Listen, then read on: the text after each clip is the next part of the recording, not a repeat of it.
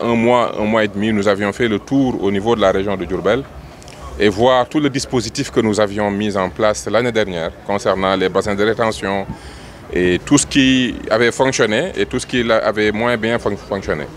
Donc durant cette journée, nous avions identifié environ des points d'attention, de nouveaux bassins qu'il fallait mettre en place, des agrandissements à faire, des travaux qu'on devait faire au niveau de certaines voies de circulation.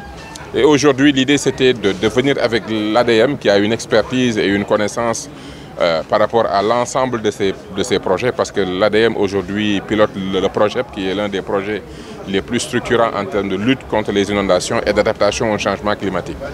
Donc l'idée pour nous, c'est d'allier les actions d'urgence que nous comptons mettre en œuvre dans les 2-3 mois à venir, mais aussi d'être dans une logique de planification à long terme. Parce que le retour des eaux, c'est quelque chose qui va se faire de manière graduelle. Et aussi, la planification de la résilience urbaine se fait aussi de manière graduelle.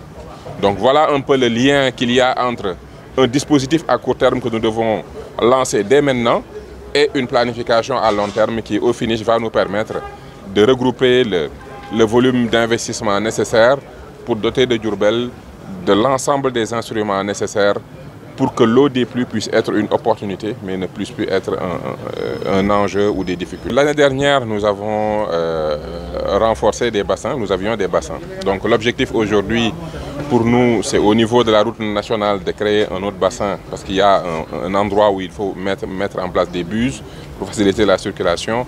Et il y a un point d'eau qui est aujourd'hui un point d'eau sauvage, mais qu'on peut structurer en bassin. Au niveau du marché aussi, on veut agrandir le bassin. Au niveau de la rue d'Avignon, nous comptons mettre toujours des bus pour faciliter la circulation.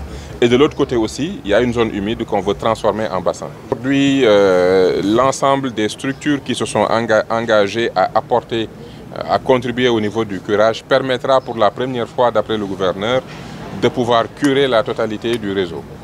Mais j'ai aussi demandé qu'au mois de juin, peut-être un peu plus avant, que nous puissions organiser une journée de curtage et que l'ensemble maintenant des forces vives de la communauté, surtout avec l'implication de la municipalité qui a une bonne maîtrise et une bonne connaissance du tissu associatif, que les gens puissent sortir ensemble tous et puissent nous mobiliser pour préparer les inondations.